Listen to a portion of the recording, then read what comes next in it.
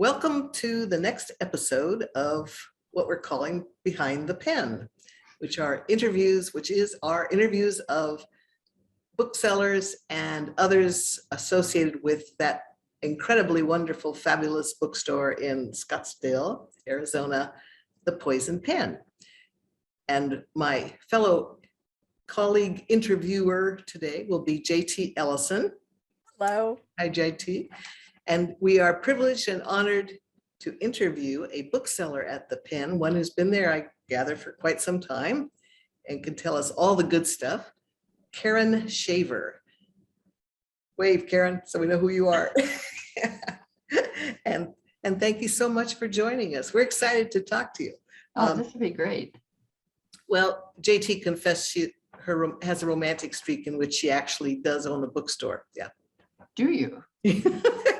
She would love.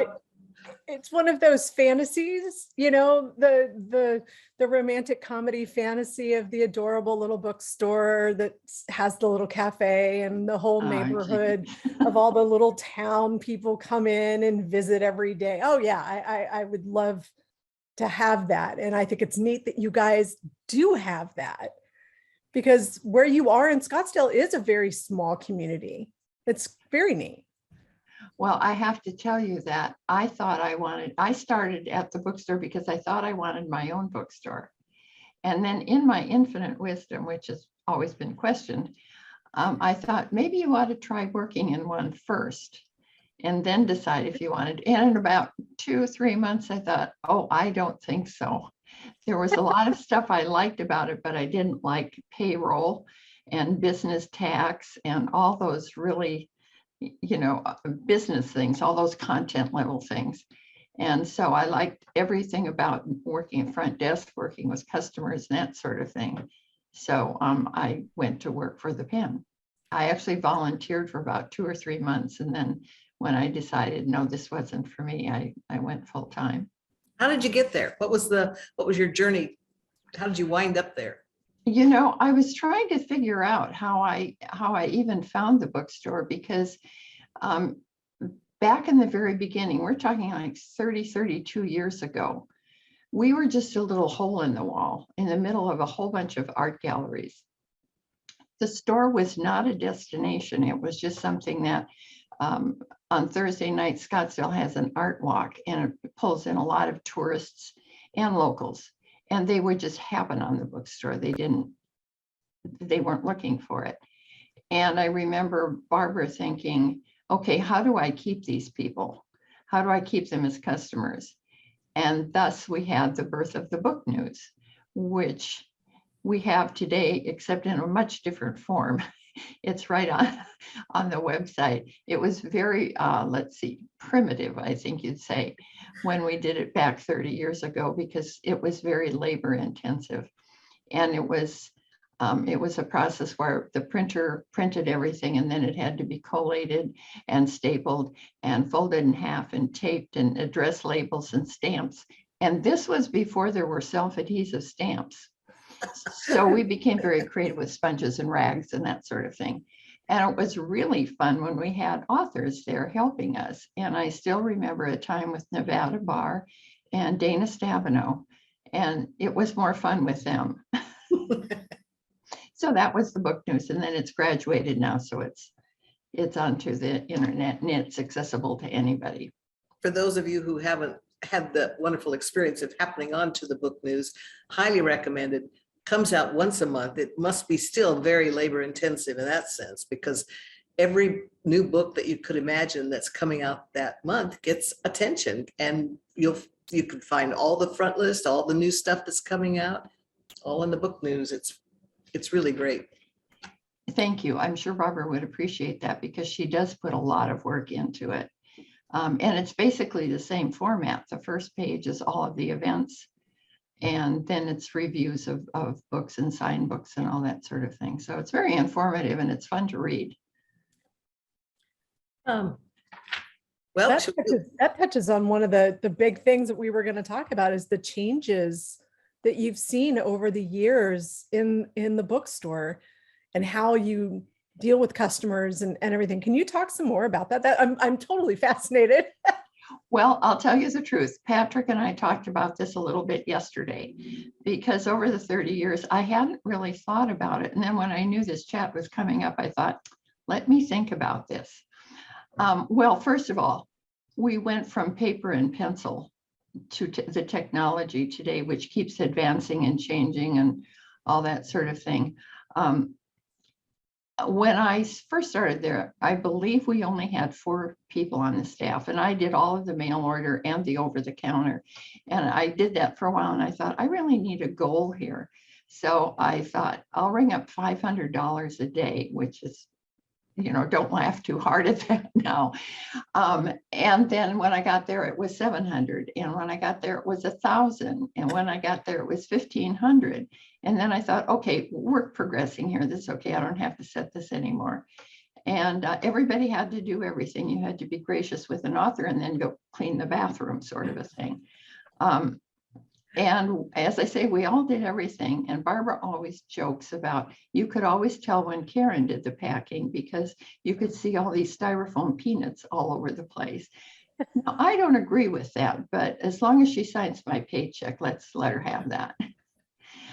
So that was the accommodations. We've moved from that little tiny hole in the wall to something a little bigger. And now we're in 2 units in the same building because we're very separate. The receiving and shipping is one section and the over-the-counter walk-in is another. So that's another thing. And we've expanded our inventory. When Barbara started, it was strictly mystery and nothing more. And now we have sci-fi, fantasy. We have a kids section. We have the poison pen section. Of course, we have a romance and women's fiction section. So it's really spread out and our inventory has grown. And I think, I don't know if Patrick would agree, I think our customer base has changed. From my point of view, and I want to say that, so only because I'm not sure everybody else sees it the same way. When we were a smaller bookstore, it was much more intimate. We knew the names of the customers knew who we were. The authors, we knew who they were. We knew what their books were. And now it's broadened so widely that you can't be quite that intimate anymore. Oftentimes we learned way too much about our customers and learned some very interesting personal information. But I'll save that for my turn. Don't forget to ask him. And that was Patrick, for those of you who caught that little walk on. Yeah, yeah, that is, but that brings another thing to mind with our customers. And I'll include the authors here. And I didn't realize this. Think about 30 years. And I can remember when Michael Conley first came, and we have a picture of him and a whole bunch of other authors and he looked so young. And I thought, yes, and you probably, Karen, looked just as young at that time, but you put on 30 years, just like Michael Conley. So we have those little reminders. And 2, we've lost customers. They've passed away. That sort of thing. And the same thing with authors. And it's kind of a reality check from time to time. We don't dwell on it, but it's just a reminder that, enjoy the day. What about how much of the business changed over the years into mail order? Because you do a tremendous amount now in mail order. And for those of you watching, you can get anything you want at the Poison Pen by mail. So how did that happen? Well, I think, a lot of that is the book news. And I don't know that we would have survived the pandemic if we didn't have the mail order. I think, be it the salespeople or Barbara or whoever, I think everybody's contributed to the success of that. And that really has grown so much. And we do, and just this facility has had to grow because we can hardly fit the books in there anymore. And so I would say mostly the book news and word of mouth. I've noticed in these recent weeks, a lot of people say, well, my sister told me about this book and she knew I was going to be here, so I had to come and see. And it's really been very, very rewarding in that sense of the word, of the thing. And when the pandemic came along, that certainly changed things. Barbara did close the store for, I think, 2 months. Something like that. And we had curbside pickup, and we still had mail order. And that's why I say the mail order really carried us through this difficult time. And thank you to Barbara for making sure her staff and customers were safe by closing the store. And then we opened gradually, and now we're open pretty much the same time, but you have to wear a mask. That's mandatory. And the reactions of customers are amusing sometimes. Other times, not so much. Actually, boy, they've been pretty, pretty agreeable to it, even if they don't practice it any other place. So that's been very good. I've noticed too that our customer base has changed. I've tried to think of some really good words to describe it, and I can't come up with any. I thought when we were a smaller store, we really had more serious readers, people who sought out certain books and certain authors and that sort of thing. Now it's a more casual reader. I get a little tensed up when a customer comes in and says, "Can you recommend anything?" And my first question is, "Who do you like to read?" "Oh, I like anybody." "Okay, have you read so-and-so?" "I've read all of their stuff." And I go through about 3 or 4 authors, and they've already read all their stuff. So that's a bit of a challenge, as well as the mother who comes in and says, "What do you have for a 12-year-old?" I'm not too conversant on that either. I can show them where the children's section is, but that's about it. So I think it's the variety of inventory that we now have, and the robust mail order that we have. And like right now, it's pretty busy because it's tourist season. And so that's a plus as well. Well, that brings us to the trends in the. Now let's start with, where's your special interest in the bookstore? What shelves do you particularly like to stock and watch? Well, I'm glad you asked. I noticed that recently. Well, for a while there, it was all the dark Nordic writers that I really liked. And I still do like some of them. I brought some samples. Great. This is one of my favorites, and I won't tell you who it is because I can't pronounce her last name.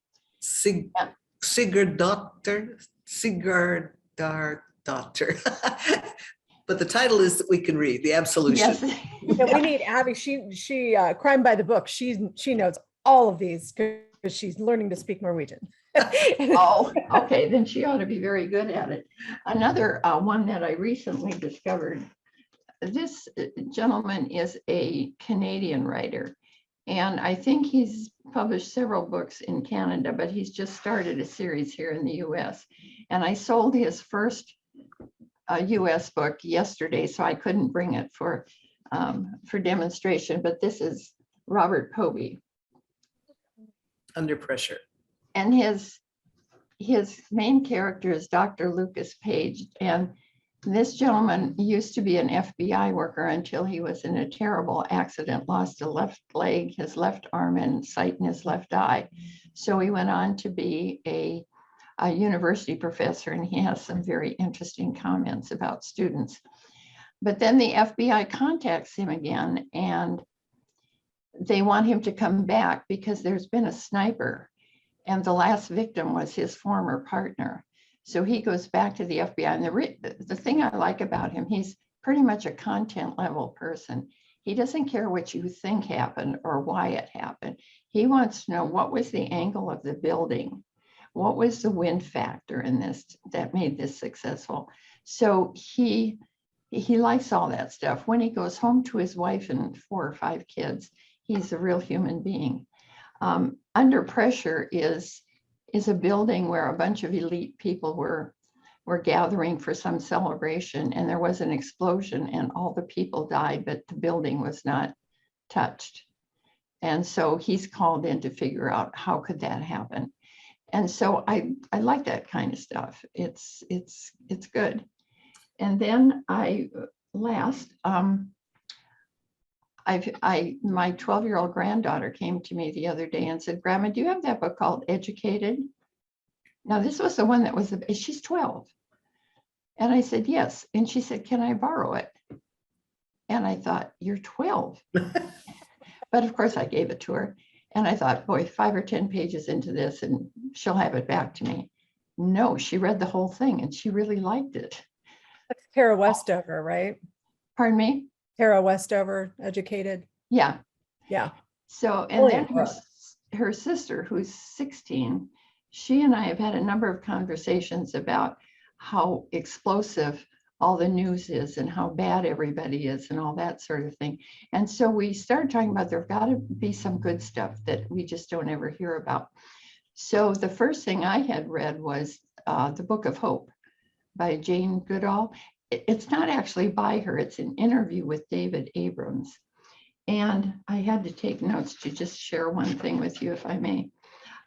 She sees 4 reasons for optimism and hope. One is the human intellect, not to be confused with wisdom, by the way. The resilience of nature, and she has some wonderful stories in there about her studies. It's not the woo-woo stuff, it's scientifically based. And the power of young people, which reminded me of the young boy on the news the other day. He was part of that Parkland assault, and they have started a movement now of trying to get guns under control, and they're 17 years old or something like that. And then the indomitable human spirit, how we always seem to be able to come back. And I thought of the tornadoes and floods in Kentucky and how the neighbors came together too. So there was some room for that. And then there's a book called Humankind, and talks about the humanness and the kindness of people. And when my 16-year-old saw it, she said, can I look at that? So she read the book jacket and she wanted to borrow it. And what we finally decided was, I'm getting her this book and we're going to read together and discuss the book as we go along. Now, after all that heavy reading, I always like to have something light. And one of my favorite ones has been The Little Paris Bookshop. I don't know if you've heard of it. This is a Nina George book. And it's about a Frenchman who is convinced that there is nothing that can't be cured by a good book. And so he has this barge that he has a bookstore on, that he goes and gives away books and so forth. And he puts a couple of other guys on there, and it's very funny, it's very light, it's very well written, but it's kind of fun to read after all this other stuff. So anyway, that's where I am in the reading pattern. Do you have I'm sorry, do you have a book that when those customers come in, they're like, I don't care, I just want something great. Do you have a book that you recommend regularly, that you recommend more than others and hand sell a lot? I do like to know first, do you want something graphic? Do you want something that doesn't have a lot of graphic detail, whether it's sex or violence or whatever? So I like to know that first, because that could make a difference. A lot of times I will recommend Louise Penny. If they want the darker stuff, then I'll go for the Robert Povey or the lady I can't pronounce, or a Henning Mankell or Philip Kerr, one of those folks. I also urge them to go. We have 2 tables in different places, and one of them has all the new hardcover signed books, and I would direct them there. Or we have another one that has all the new mass market and trade paperbacks. A lot of people come in because they need a plain read. Yeah, or they need something by the pool or whatever. So they want something light and easy and all that sort of thing. Format matters. Yeah, it does Actual. a lot. Mm-hmm. It does. Now, and I'm not totally dead against Kindles or iPads for travelers. I think people who travel a lot, that's ideal. Other than that, I can't imagine a world without books, although people ask me what I think about that. So if you look back over the past few years, what are the trends in the suspense market, since that's always been a kind of a specialty of the pen? Yeah, well, it seems like back not so far, there was a lot of domestic violence and women in jeopardy. Currently, I think there's a lot about World War II and World War I. Now, when I say that, it might be because I read a lot of that stuff. So that may be more my own bias than reality. I think you're right. I think there's a lot of it out there now featuring women's stories in the war. Yes. That's what I'm aware of. Yeah. Yeah. And I think that's good, because I think that's another one of those things that it talks about in Humankind is how people really pull together, you know, when bad things are happening. And so I like that idea. There's another book called Beneath the Scarlet Sky. And is it Mark Sullivan? I knew it was Sullivan. I couldn't remember his first name. And did you read it? I haven't read it yet. I have it, and I tell people to read it all the time because I know the story and I know Mark and he's awesome, but Yeah. I haven't actually read it. I haven't read a lot of my own stuff recently. Well, welcome to my world.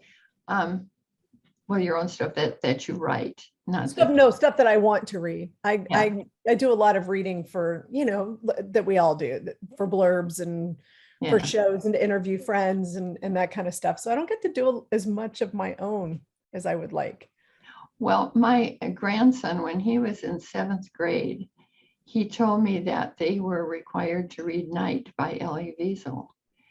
And although I hadn't read it myself, I was kind of surprised. And he looked at me and he said, "Grandma, I don't know how people can do that to each other." And so when I read Beneath the Scarlet Sky, I thought, I want him to have this to show that even young people helped the victims. Now, one thing I have a deal with my grandkids, if I give them a book, they are not required to tell me whether or not they read it. They don't have to discuss it with me and say I liked it or I didn't, because I don't want them, oh gosh, I suppose I have to read this because Grandma said so.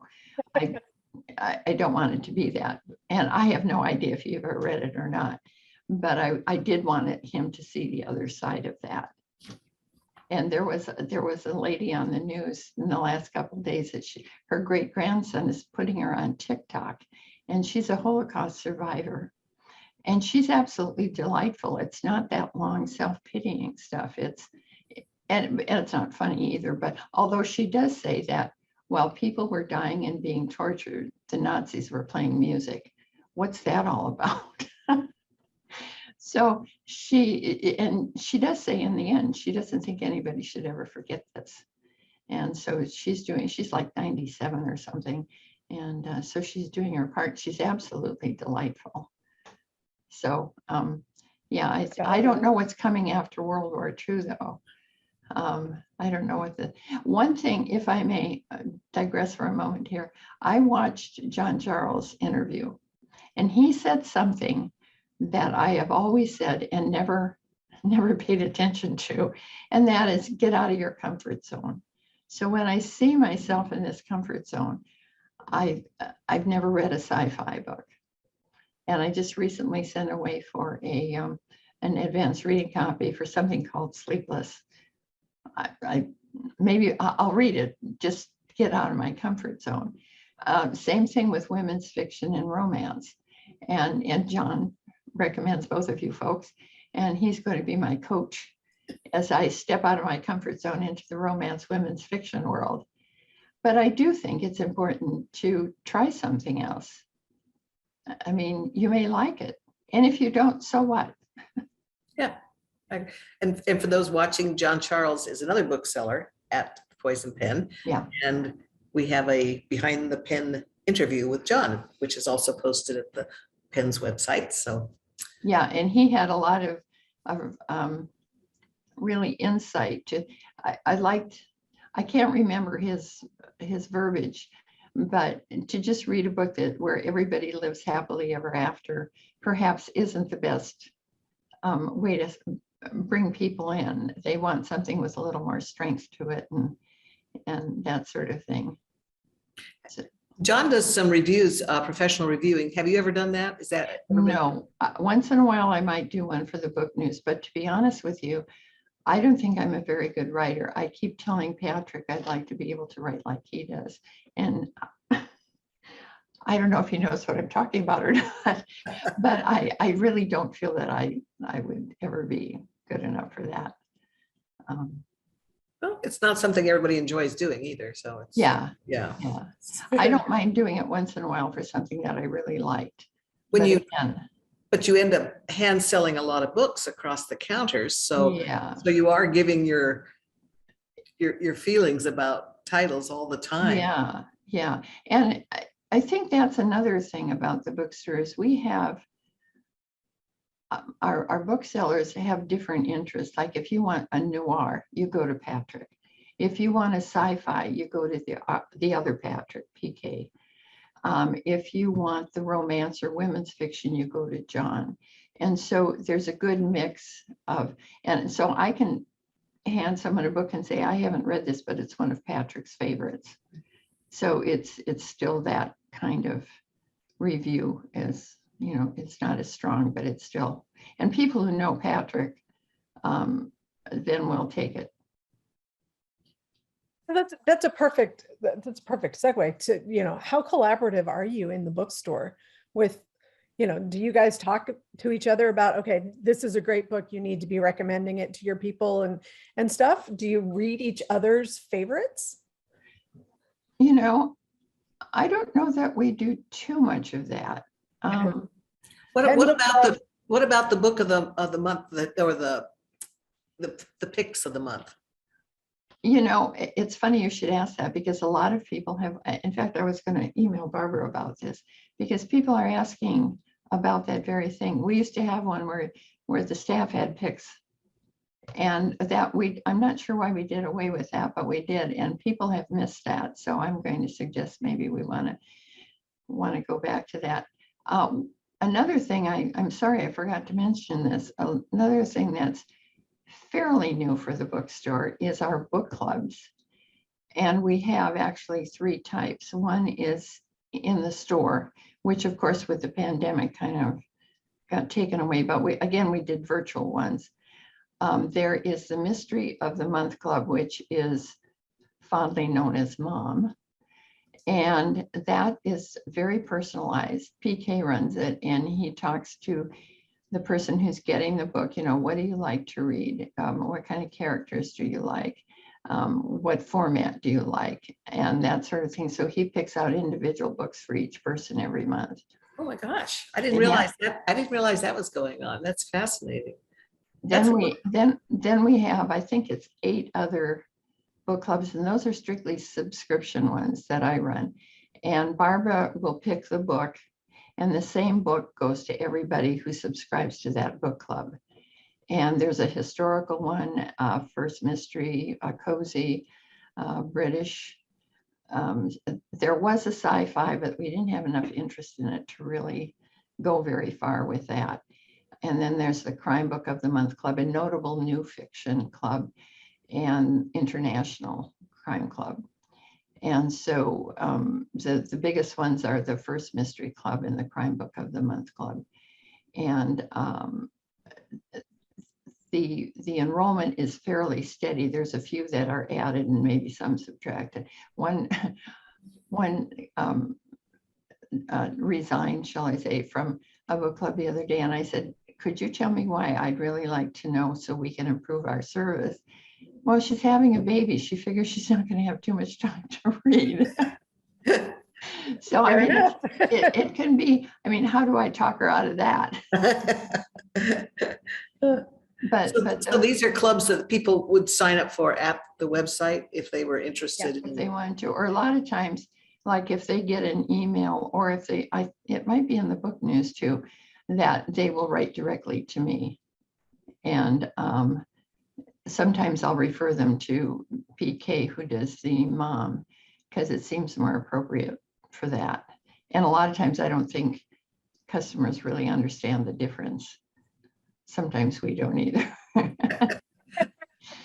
But the difference would be that it's handpicked according to your tastes and your Yes, preferences. If you order the mom, the mystery of the month. it's very personalized, and some people really prefer that. That's a great service. Yeah, that's good. And you know, when we used to have like 300 authors a year come to the store and sit down and talk with customers and sign their books. And that was really a big deal. And of course, when the pandemic came, that really, you know, and again, okay, so someone had to create something. And so we've gone virtual and done a lot of interviews that way. And at first I thought, well, we probably can get a wider audience by doing these, but almost, well, I haven't heard an exception yet. And I kind of feel the same way. There's something very special about when the author is right there and you're face to face and you can have a conversation with them. And a lot of people really miss that, that more intimate setting. And we've had 1 or 2 authors come back.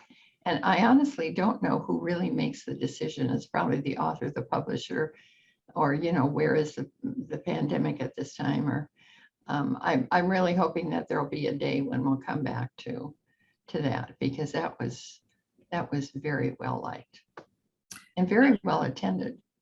Yes. Which, having been at my own book signings that were not well attended, I can tell you takes a store that knows what it's doing to make a successful signing event happen. They don't happen by accident. Yeah. The pen does a great job with it. Yeah, and you know, it's I guess some of us who are seasoned by now know that these authors, for the most part, are just plain human. And they come in their jeans and t-shirts, you know, and that sort of thing, and are very casual. I remember I did Brad Parks one time, and he evidently had been with a newspaper for quite some while. And I said, how do you go from being in this bustling press room where everybody's moving to the solitude of being an author? And he had made his office at the Whataburger. And when he got stuck, he'd leave his table and go out and rant and rave in the parking lot. And people would come in and say, there's a crazy man out. Oh no, we know him. So those are kind of the fun stories too. And there are the stories about, I've asked authors, you know, some authors will outline their story. They'll have a beginning, a middle, and an end. Others say, well, I just started writing and it just kind of went with it. The authors took me where I am not the least bit creative. So that kind of thing just fascinates me. I can't even begin to understand how do you folks do it? I think we both are kind of hope for the best. I hear their idea and off we go. Well, how did you put it the other day? This seemed like a great idea at the time.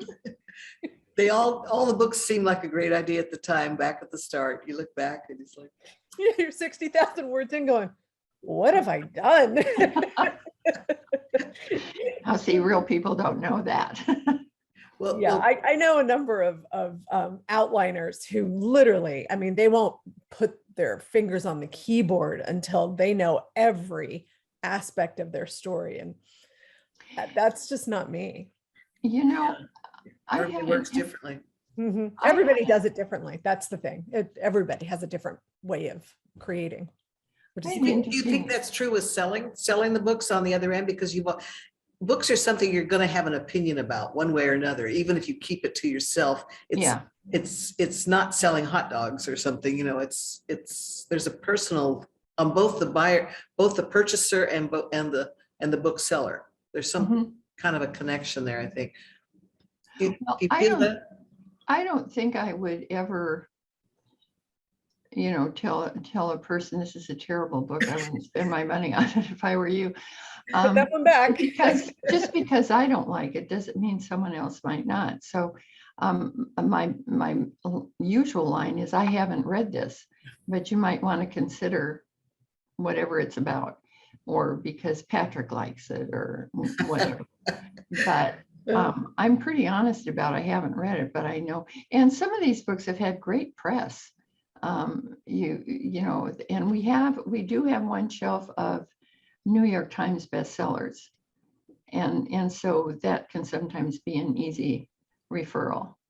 Do you run your own bestseller list? Is there a bestseller list within the No, pen? it's the New York Times You bestseller list. okay. Yeah.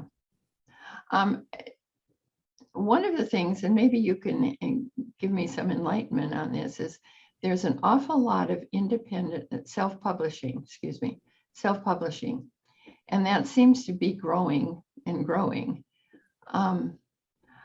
My own opinion, and it's only my opinion, is that there are probably a few gems in there, but there's too many you'd have to read to find the gems.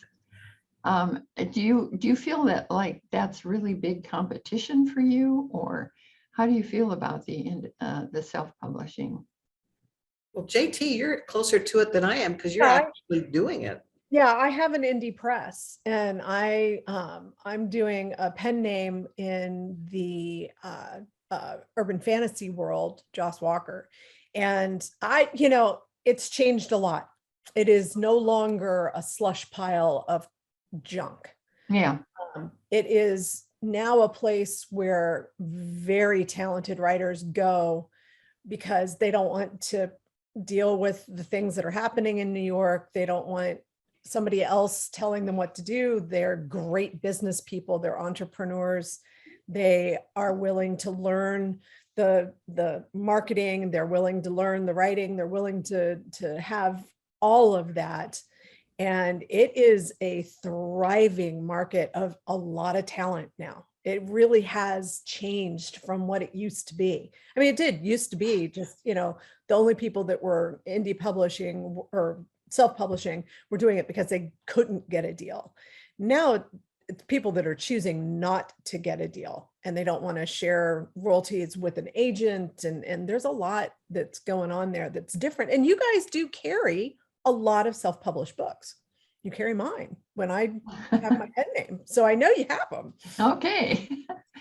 I think too, again, you probably know more about this than I do.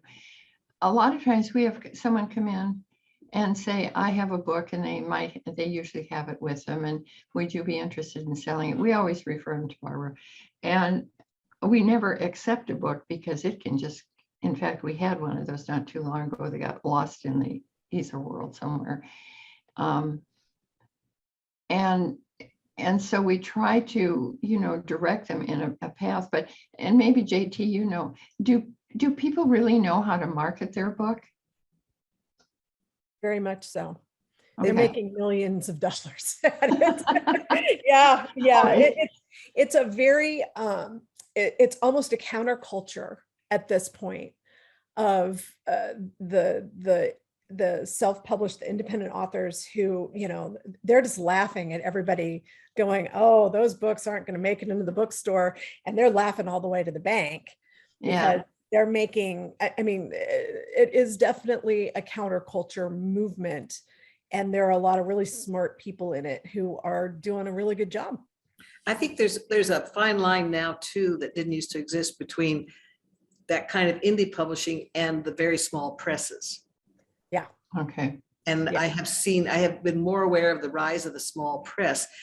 And I think it has in the ecosystem a really important job because almost all of the big name publishers, all of the big name publishers in New York, you can't get in without an agent. You have to get the agent. Yeah. There is a closed door there and nobody's going to open it. But the small presses don't have that luxury. They can't deal with agents. So I think for new writers starting out, that small press, like Touchpoint, for example, there's tons of, Well, even Polis is a small press technically, and that's, which one? Polis Books. And they serve a function, I think, of introducing authors that probably wouldn't be able to, well, I know they wouldn't be able to get into New York. And going out on your own it works, but you really got to work at it. It is not just write the book and put it up on Amazon kind of thing.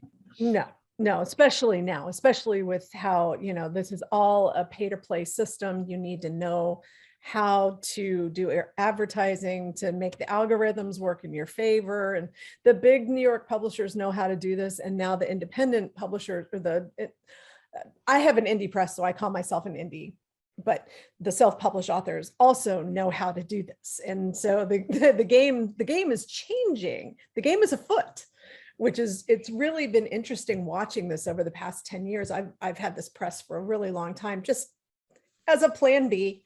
You always have a plan B. Yeah. And I'm a business person. I am interested, Barbara and I have talked about this at length about how to run an independent press and how it can be successful. I mean, she and Robert had the Poison Pen Press for a long time. So it's that versus, people that are just writing a memoir and putting it up, and this was what happened to me this week. And that kind of stuff is not getting a lot of press right now. It's certainly. But I think Colleen Hoover. Colleen Hoover, yeah, Perfect example. she's all over the books, the bestseller list. Yeah. 7 books on USA Today right now, and at least 4 or 5 on the New York Times list. And she's done it all herself. She now has some distribution partners in the actual traditional world, but those are all indie books. But I will say this makes a real space for stores like the Pen, because there is so much material out there. It's overwhelming if you're a consumer and you're trying to find a book to read tonight. It can be overwhelming unless you stick with a name brand author or somebody recommends it. But the bookstores, and a good bookstore like the Pen, has a curating function. You can curate the books. You can create lists. You can create the book news information. If you like this, you're going to like that. That's a service that only an independent bookstore can provide. That's why the Pen has 9 book clubs. I mean, that's why you are the success that you are. Is you're not a gatekeeper, but you're a tastemaker. I mean, you absolutely are sharing the best of the best with the folks that are coming to the store and coming to the website. And that's an incredibly powerful place to be. Yeah.